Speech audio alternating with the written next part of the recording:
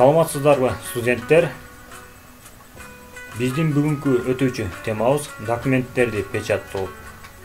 Биз сиздер менен буга чейин принтердин түрлөрүн жана анын иштөөсү боюнча сабак өткөнбүз.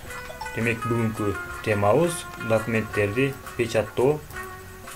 Сабагыбыздын максаты документти алдын ала көрүүнү, печаттоо областын тандоону, барактын жайгашуу багытын, четки аралыктарын жана барактын өлчөмүн берүүнү үйрөнөбүз. Талкуулануучу суроолор: документти алдын ала көрүү, барактын жайгашуу багыты, четки аралыктары, барактын өлчөмүн кароо. Документти печаттоо. Документти алдын ала көрүүнүн эки жолу бар.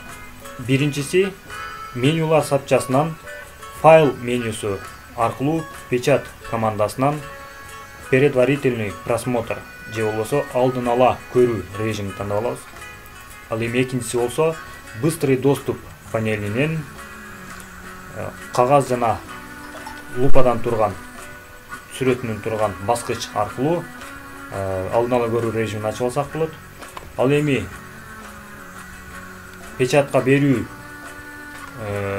режимине өтүү үчүн эң ыңгайлуу, эң тез жолу бул Ctrl+P клавишаларын бирдейинен басуу комбинациясы аркылуу өтсөк болот.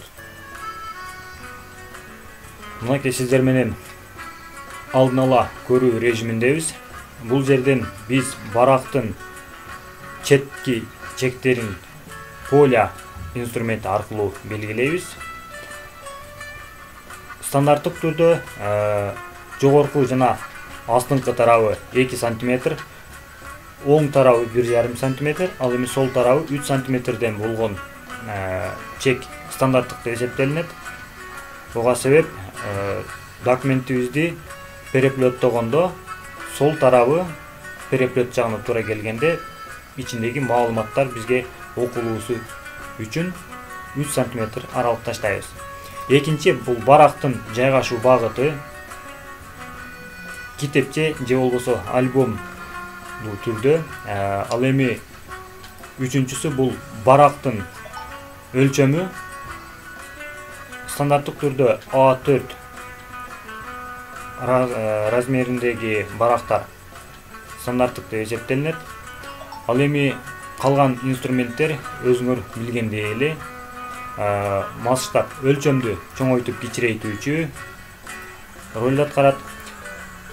Печаттоого өтүш үчүн биз печат командасын басабыз. Албетте биздин документибиз печаттоого даяр деген ишеним болгондон кийин печат командасын басабыз да бул жерден биз өзүбүзгө керектүү принтерди тандап алабыз. Азыркы учурда бизде бир гана принтер установка болгон, орнотулган. Өзүбүзгө керектүү принтерди тандап алгандан кийин биз кайсыл бетти чыгарабыз команда беребиз. Азыркы учурда бизде документибиз 4 беттен турат. Бизге биринчи жана экинчи барактарын чыгара турган болсок, үтүр менен ажыратып, бул жерде өзү үлгү катары көрсөтүлүп турат. Ушул үлгүдөгүдөй кылып үтүр менен ажыратып беребиз. А бул жерден болсо биз документтерибиздин канча экземплярда чыгуусу керек, ошол команданы беребиз. Азыркы учурда бизге бир эле экземпляр керек.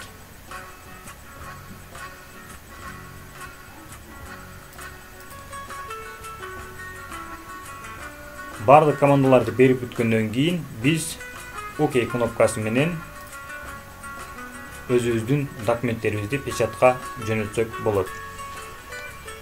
Мынакей урматтуу студенттер, документти печаттоо боюнча көрүп алдык. Сиздерге тапшырма матрицалык принтерде басып чыгаруудагы оң жана терс жактарын төмөндөгү формага салып, A4 форматка четки көрсөтүлгөн форматтары